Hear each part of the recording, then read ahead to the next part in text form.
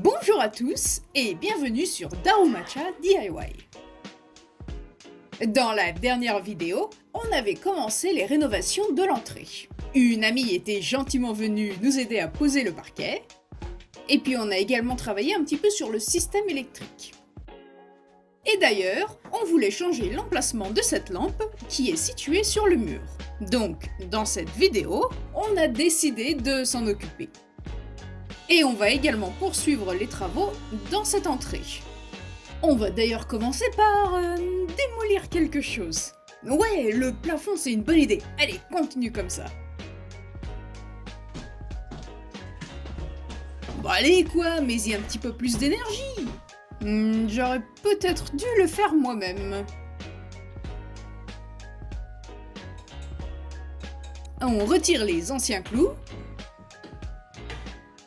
On va également pouvoir vérifier s'il y a des dégâts. Et par chance, il n'y a aucun problème. Et maintenant, on va pousser l'ancien câble dans le trou et le remonter. Puis on va faire un nouveau trou ici. Et c'est par là que l'on va passer le nouveau câble. Et l'on va terminer par relier l'ancien et le nouveau câble ensemble. On n'oublie pas la petite protection en plastique. Tadam! Alors, c'est facile, non? Maintenant, qu'est-ce qu'on fait? Vous l'avez sans doute remarqué, mais il n'y avait pas d'isolation lorsqu'on a détruit le plafond. Et comme nous, on en a pas mal, eh bien on a décidé de s'en servir. Il est vrai que les anciennes maisons japonaises ne comportent généralement aucune isolation. D'ailleurs, on n'en a pas trouvé, et ce dans toutes les pièces que nous avons démolies. Excepté le plafond de la salle de bain qui avait été rénové, il y a fort longtemps. Et bien sûr, les combles, ce qui nous a d'ailleurs surpris. J'espère sincèrement qu'ils mettent de l'isolation de nos jours. Et ici, on a fixé des morceaux de barre en bois tout autour. Et on n'a pas besoin de faire un truc ultra précis. Le but étant de pouvoir, au final, fixer les plaques au plâtre dessus.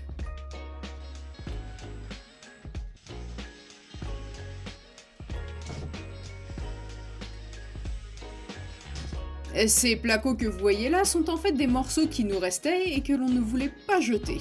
On utilise tout. Il ne reste plus qu'à poser le ruban adhésif en fibre de verre et l'enduit. On va appliquer le même procédé pour condamner ce petit trou, d'où sortait l'ancien câble. Et il va également nous falloir reboucher un autre trou dans l'entrée que l'on avait fait dans la vidéo précédente. On l'agrandit juste un petit peu pour pouvoir y fixer les plaques de plaque au plâtre.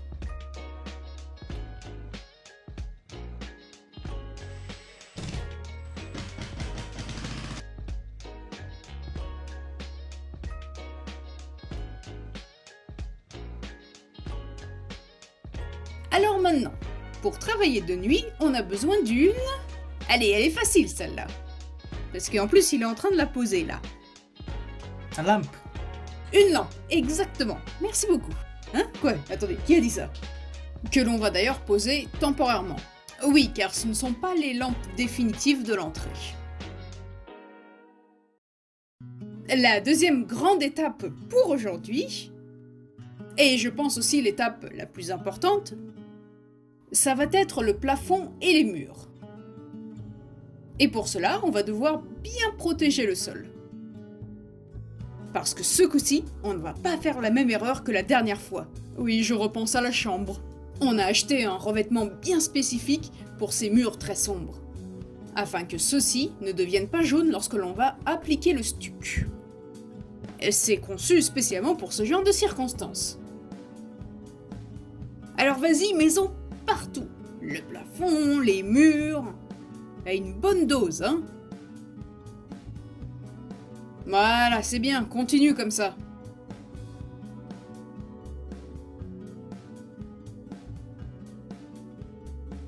Oh, en plus ça brille.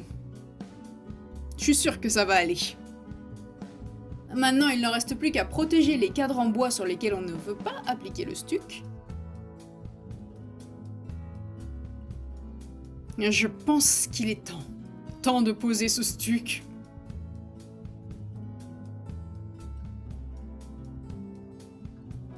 Et j'ai vraiment hâte de voir à quoi vont ressembler ces murs lorsqu'ils seront tout blancs. Je suis sûre que ça va bien aller avec le parquet en plus. Et puis la pièce va paraître beaucoup plus grande.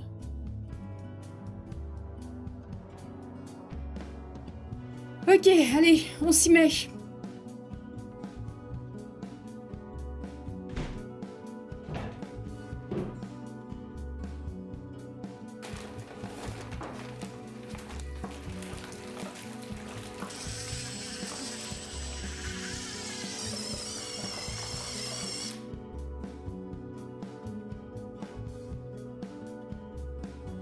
Mon père m'a toujours dit, il faut toujours commencer du haut vers le bas.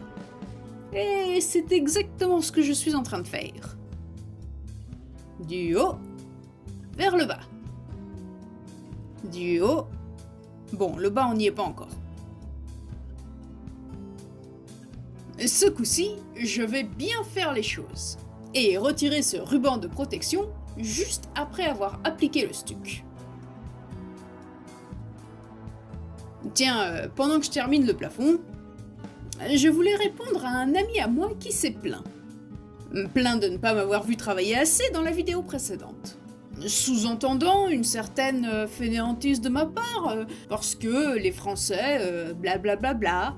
Alors dis-moi, c'est qui bosse là maintenant, hein? Et c'est qui est le fainéant là, hein? Haha, c'est enregistré. C'est donc une preuve. Enfin bref. Je me sens d'humeur créative aujourd'hui. Et si vous n'arrivez pas à deviner mon dessin, alors vous devez vous abonner. On dirait que ce Daruma a perdu beaucoup de poids. Je viens de l'appeler pour lui montrer mes talents artistiques. Et il s'est moqué de mon dessin. C'est pas très gentil. Ouais, enfin bon, je me suis moqué de mon dessin aussi, alors voilà.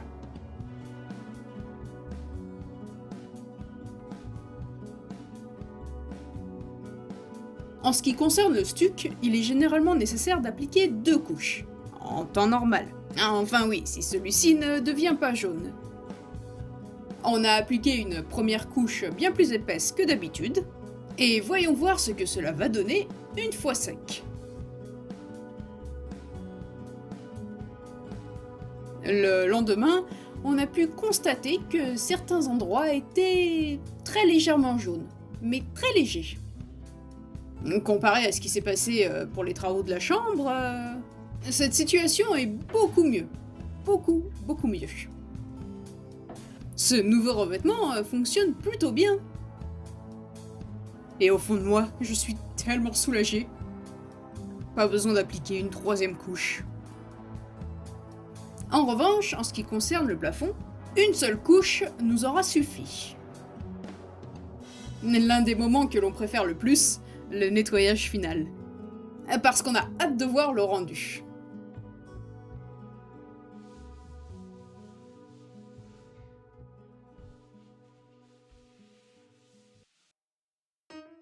Alors il y a eu un petit souci durant l'application du stuc. Ma spatule est tombée et oh, ça va, c'est pas dramatique. Je vais m'en occuper. En utilisant ce kit spécialement conçu pour ce genre de situation. L'extrémité de cet appareil vient chauffer cette cire pour la rendre liquide et que l'on va venir appliquer dans ce tout petit trou. Et en mélangeant les 4 couleurs présentes, on peut réussir à obtenir la teinte du parquet. Un petit peu de créativité est nécessaire. Je vais faire beaucoup mieux que mon dessin de Daruma. Alors, vous le voyez? Je parie que vous le remarquez même pas.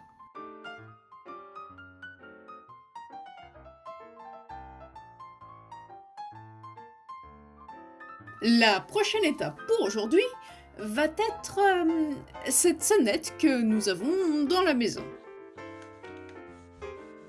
C'est une sonnette très vieille et très basique. Un petit peu comme nous. Bon, vérifions si ça fonctionne. Ouais, une musique plutôt classique. Mais on a remarqué qu'il était également possible d'avoir une autre chanson. Et pour écouter cet autre morceau, l'on va devoir visser ce câble sur une autre vis.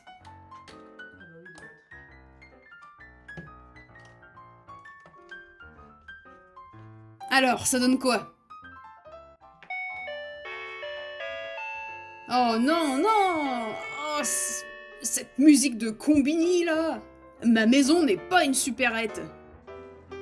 Cela va peut-être vous surprendre, mais on a décidé de garder cette sonnette. Tout simplement parce que l'on n'avait pas envie d'investir dans une nouvelle.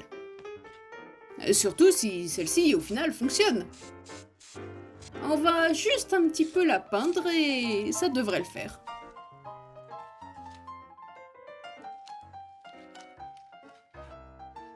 Ouais, ok, c'est pas trop mal. Au moins c'est propre.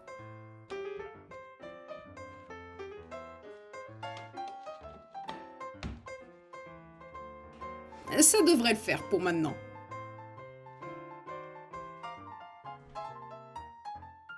Comme on a commencé les travaux de rénovation de l'entrée par l'électricité, eh bien on va la terminer de la même manière. Il n'y a pas grande différence, je crois. Il va juste nous falloir relier quelques câbles et puis c'est tout. Besoin d'un coup de main? Ou deux?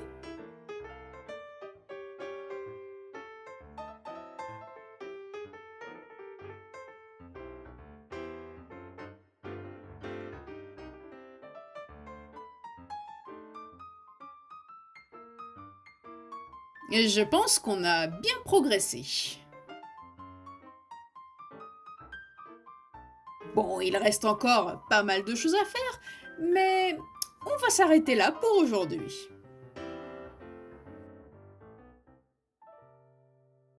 Dans un prochain épisode, fabrication d'un nouveau meuble. Et encore un nouveau meuble. Ça, je crois que c'est la porte de la cuisine. Il est temps de rénover les escaliers. Enfin bon, vous en saurez plus la semaine prochaine. En attendant, prenez soin de vous.